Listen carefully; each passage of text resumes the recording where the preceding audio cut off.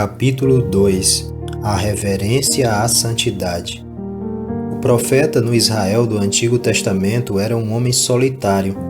Ele era um indivíduo separado por Deus para uma tarefa penosa. Ele servia como uma espécie de promotor público, apontado pelo Supremo Juiz do céu e da terra para mover uma ação judicial contra aqueles que pecaram contra o tribunal. O profeta era um mensageiro, um arauto do Rei Cósmico. Seus pronunciamentos eram introduzidos pelas palavras: "Assim diz o Senhor". A vida dos profetas era turbulenta e muitas vezes curta. O registro da vida dos profetas é similar à história dos mártires.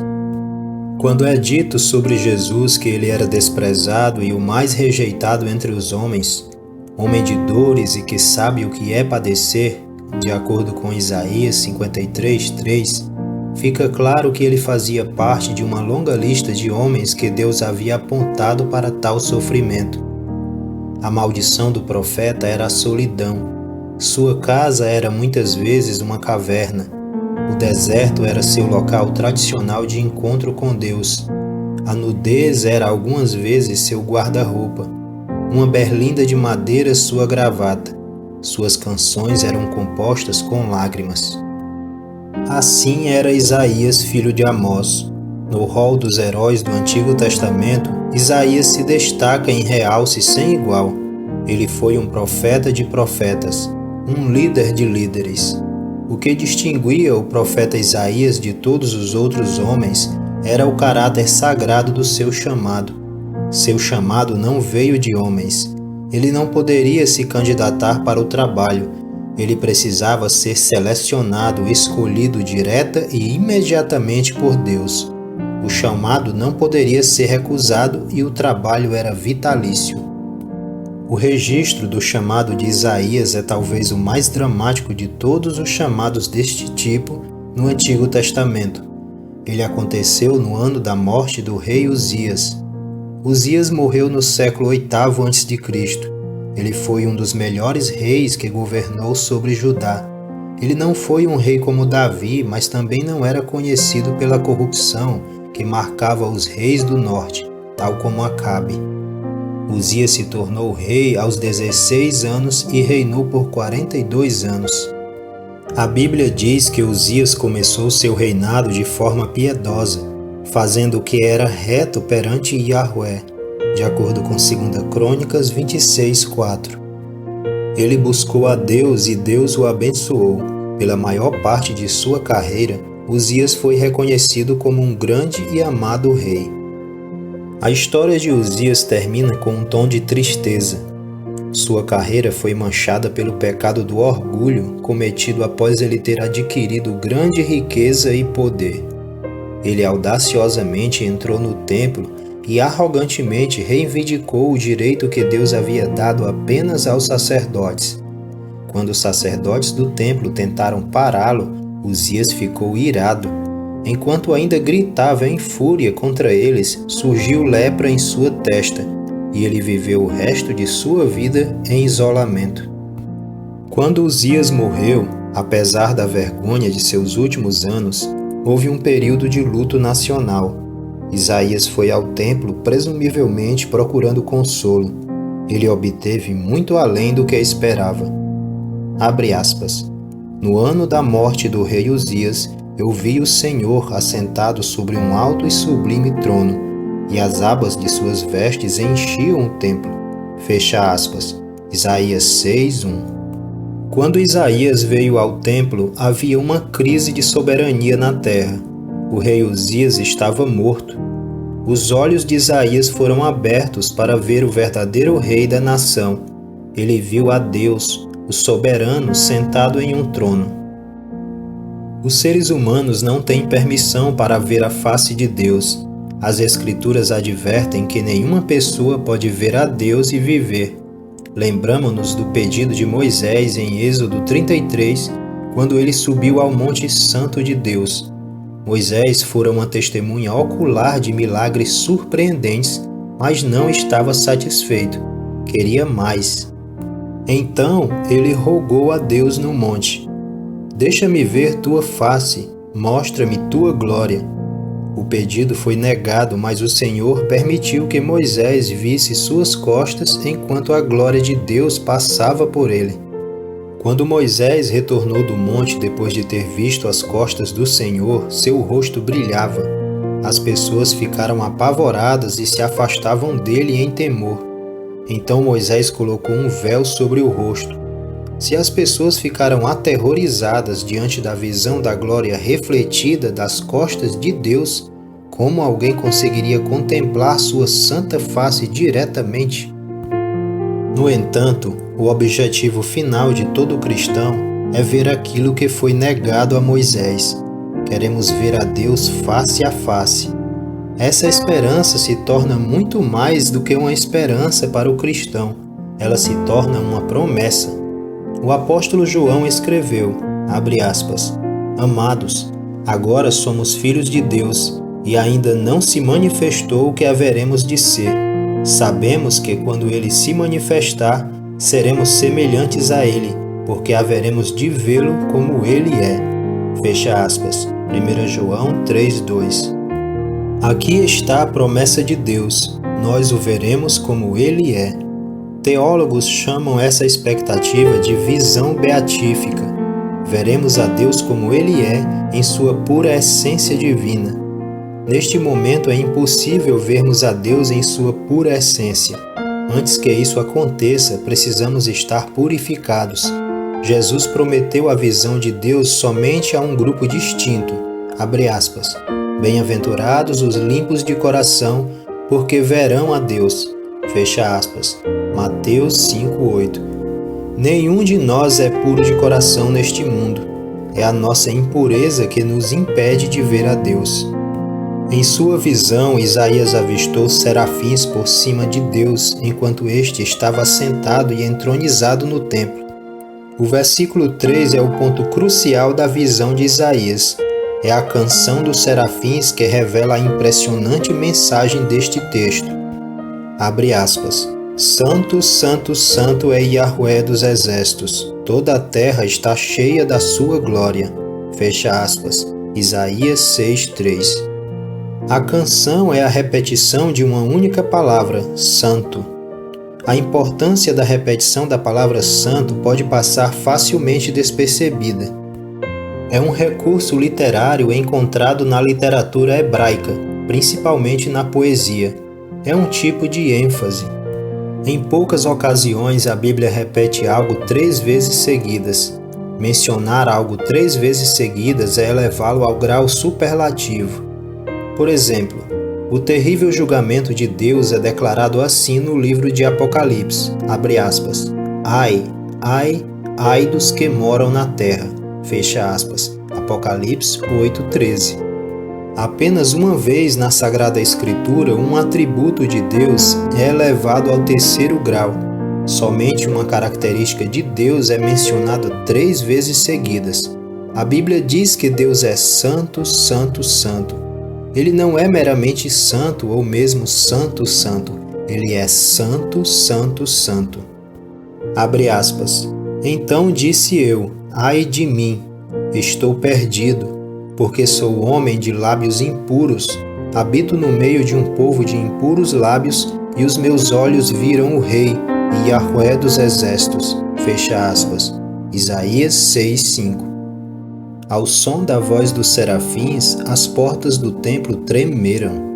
O material inerte do batente da porta teve o bom senso de se deixar estremecer pela presença de Deus. Mas não eram apenas as portas que tremiam. O que mais tremia era o corpo de Isaías. Quando viu ao Deus vivo, ele clamou, ai de mim.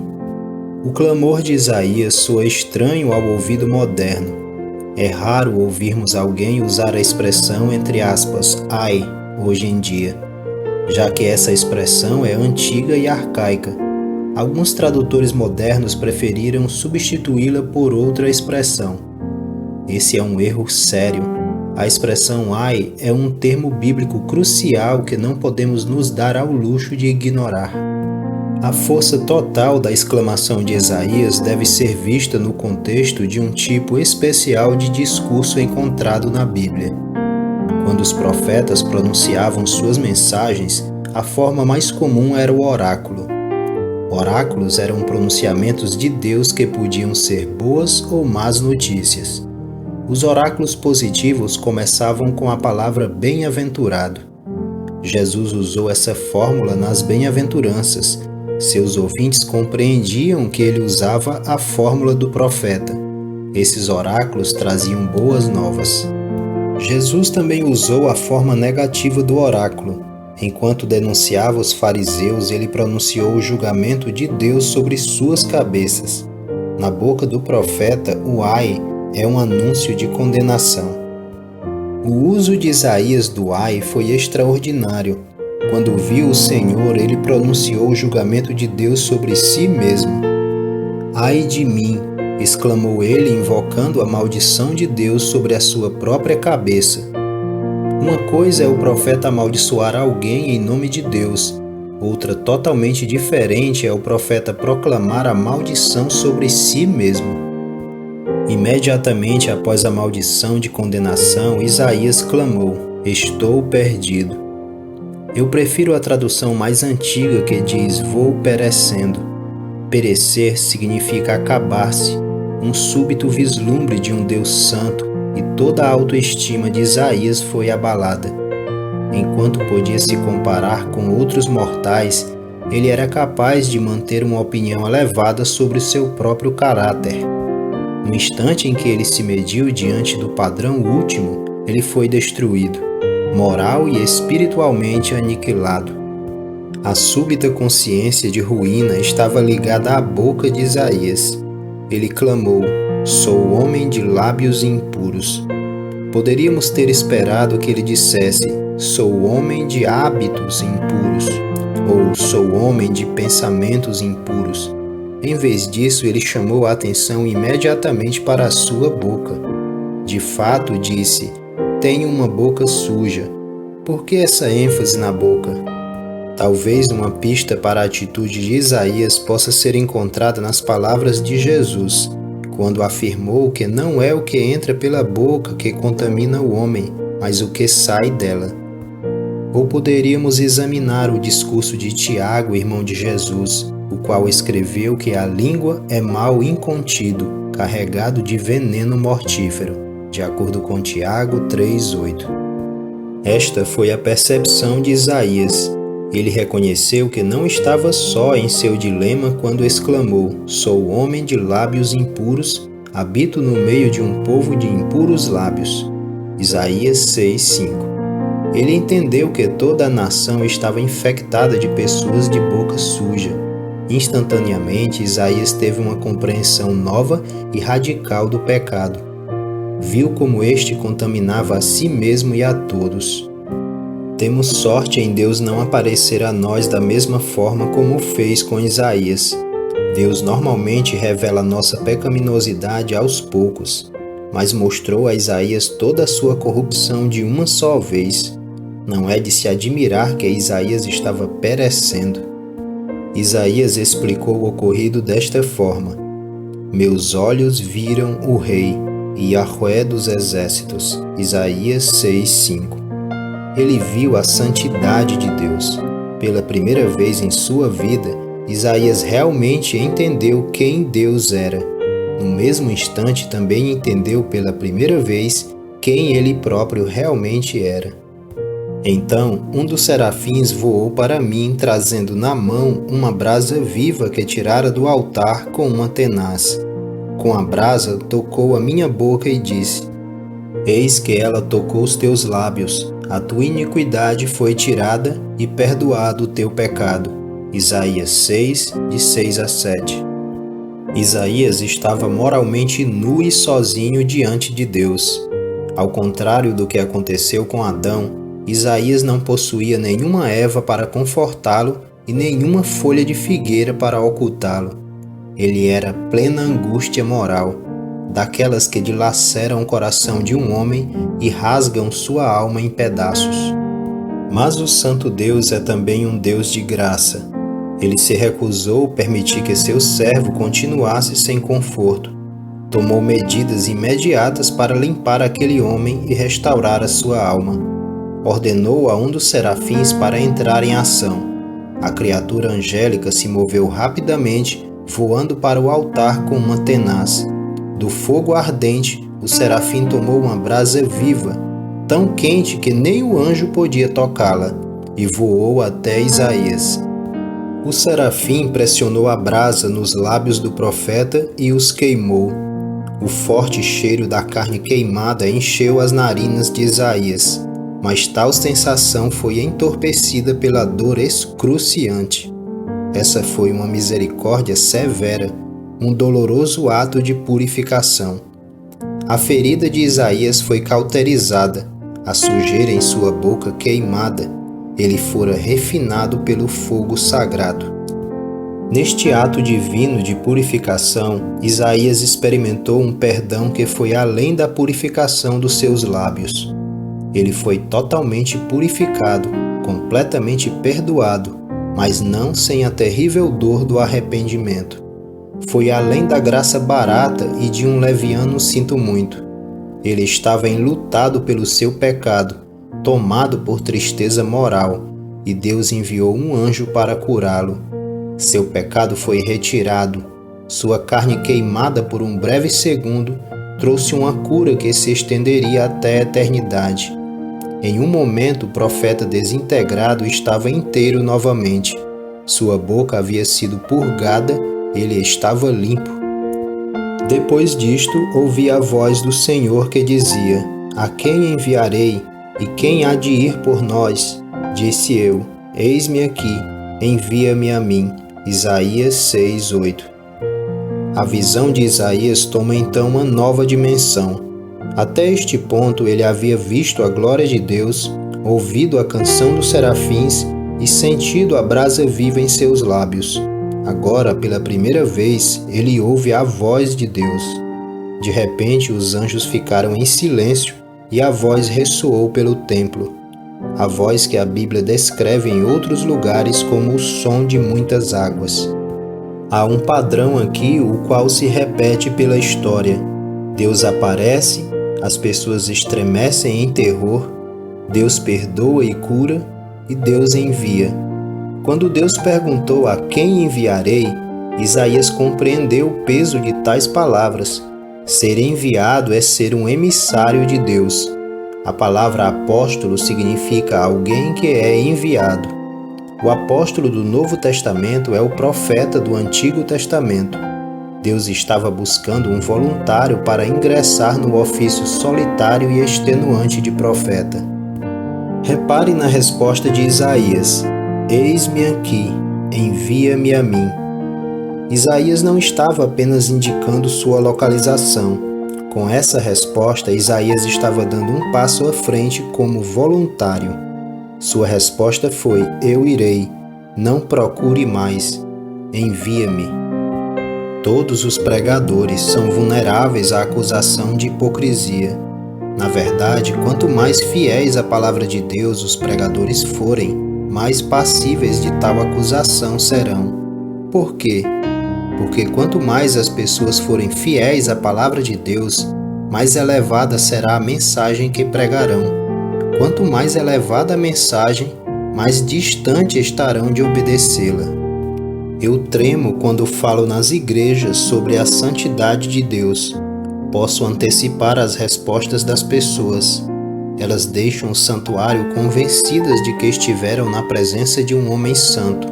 Porque me ouviram pregar sobre santidade, elas assumem que devo ser tão santo quanto a mensagem que prego. É aí que clamo: ai de mim! É perigoso assumir que porque uma pessoa é atraída a estudar a santidade, então é porque ela seria uma pessoa santa. Há aqui uma ironia. Estou certo de que a razão pela qual tenho um desejo profundo de aprender mais sobre a santidade de Deus é precisamente porque não sou santo. Sou um homem profano, mas provei o suficiente da majestade de Deus para querer mais. Sei o que significa ser perdoado e ser enviado em uma missão. Minha alma clama por mais.